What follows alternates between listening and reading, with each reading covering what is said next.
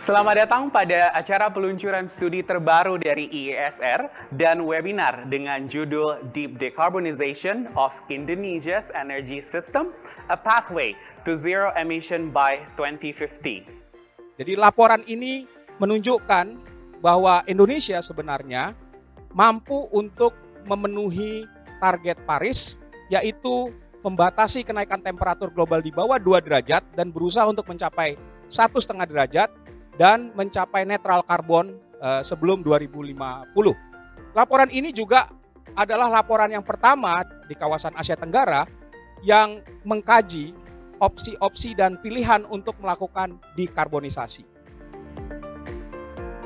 So the 5 strategies that have been identified is a boost of renewables, phase out of fossil fuels, ramp up of energy efficiency, and electrification of the transport, heat, and industry sector wherever this is feasible and makes sense, and the establishment and development of clean fuels, hydrogen, also others, to provide energy in areas of the heat, transport, and industry sector where electrification is not feasible.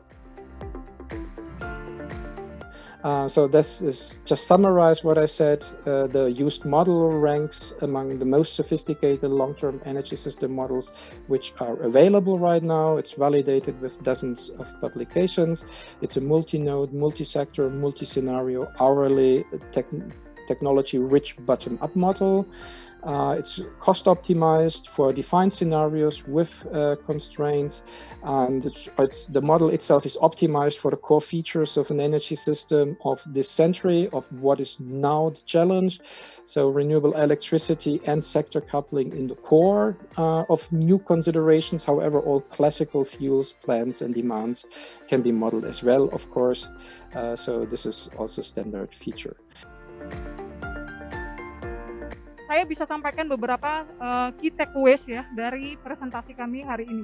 Yang pertama, menurut saya tentu saja kita sudah berhasil untuk paling tidak bukan membuktikan tapi kita menunjukkan seperti itu ya, bahwa penggunaan bahwa dekarbonisasi di Indonesia itu bisa dilakukan dengan menggunakan 100% energi terbarukan. Dan tentu saja untuk melakukan proses dekarbonisasi ini perlu ada transformative changes. Jadi harus ada perubahan yang transformatif di sektor energi seperti itu. Yang kedua, menurut saya juga solar PV itu akan menjadi the new king seperti itu di energy sector. Dan tentu saja solar PV tetap harus dikawinkan seperti itu dengan battery storage, dan tidak lupa juga electrification itu akan menjadi key seperti itu, dan clean fuels juga akan punya peran yang cukup penting dalam proses dekarbonisasi ini. Takeaway ketiga adalah bagaimana tadi saya sudah tunjukkan kebutuhan investasinya cukup besar seperti itu. Proses dekarbonisasi ini bukan hanya menjadi tanggung jawab dari pemerintah Indonesia. Jadi pemerintah Indonesia juga harus membuka jalan agar aktor-aktor non-state actor seperti itu bisa juga membantu proses dekarbonisasi. Poin keempat adalah kami ingin menunjukkan bagaimana proses dekarbonisasi itu menjadi sesuatu yang esensial, bukan hanya untuk mencegah resiko-resiko iklim di masa depan yang sudah pasti itu real, tapi juga ini akan mempengaruhi economic competitiveness dari Indonesia di masa depan. Yang terakhir, menurut kita juga adanya kepemimpinan politik dari pemerintah itu sangat perlu seperti itu untuk memastikan bahwa proses dekarbonisasi ini memang menjadi prioritas utama atau menjadi salah satu prioritas utama dari pemerintah Indonesia. The low carbon development policy toward net zero emission in the land and energy sectors become very strategic in the medium and long term. The various scenarios of the year to achieve Indonesia's net zero emission would have different policy implications. However, the sooner Indonesia accomplishes net zero emission, the sooner Indonesia can escape the middle income trap through sustainable green economic growth. Dan kami juga ya, tahun depan itu sedang akan menyusun rencana pembangunan jangka panjang kedua tahun 2000 tahun 2025 sampai tahun 2045, sehingga dokumen perencanaan ini menjadi satu dokumen untuk mengkoordinasikan, mensinergikan, mengharmonisasikan berbagai pihak, baik itu pemerintah pusat, pemerintah daerah, BUMN maupun masyarakat ataupun investor. Nah ini yang akan kami lakukan di dalam melakukan transisi energi menuju net zero emission. Ya, di sini kita tentunya berkomitmen ya bahwa pencapaian hasil ini kan tidak bisa diselesaikan oleh hanya dari Ditjen BTKE misalnya ya, tapi tentunya banyak hal institusi yang terlibat di sini ya, transportasi ya, kewenangan di Kementerian Perhubungan, itu bagaimana menyikapi ke depannya gitu kan ya, kemudian juga perindustrian gitu. Mungkin nanti ke depan bisa memungkinkan tiap rumah tuh punya PLTS sendiri gitu. Nah itu yang kita tunggu ya, mungkin kalau aktivitas tentunya dari pemerintah nanti yang menerapkan beberapa regulasi yang mendukung tersebut, misalnya penyiapan stasiun ya kan, stasiun pengisian, hal itu yang dilakukan oleh pemerintah.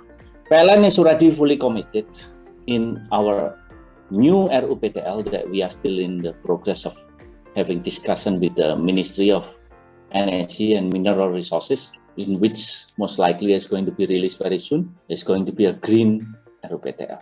Even in the planning of coal-fired power plants from 2026 until 2030, we already replace it with renewable energy-based power plants as a base load. And we are already planning our retirement of our coal-fired power plants. The first stage in 2030, 2035, 2040, 2045, 2050, in which we plan to have a carbon neutral by 2060s. Yang pertama memang perlu ada kerangka regulasi yang jelas ya untuk mendukung konsepsi ini, dan itu sekarang salah satu di antaranya adalah sedang dibahas di DPR ya, konsep undang-undang energi baru terbarukan. Tetapi kami sampaikan sebetulnya supaya lebih clear itu jangan undang-undang energi baru terbarukan, tetapi harus fokus yaitu adalah undang-undang energi terbarukan, dan itu akan menjadi kerangka regulasi yang jelas. Jadi ini harus dilihat secara keseluruhan, harus efektif, efisien, dan sinkron yang paling penting. Kalau tidak, kita tidak akan mencapai balance dan sistem yang optimal untuk memajukan sistem energi kita, terutama dalam mencapai net zero emission dan juga target-target lain yang sudah ditetapkan. I think Indonesia has already set a renewable energy target for 2025, but I think Indonesia should also work very carefully on focusing on the right package on energy efficiency and which sorts of energy there should be in a renewable energy package towards 2030 to reach a low cost and less carbon intensive energy system all in all. But it's very important to send a strong signal and stick to this plan so investors from all over the world can see into Indonesia and be confident in investing in the green transition in Indonesia.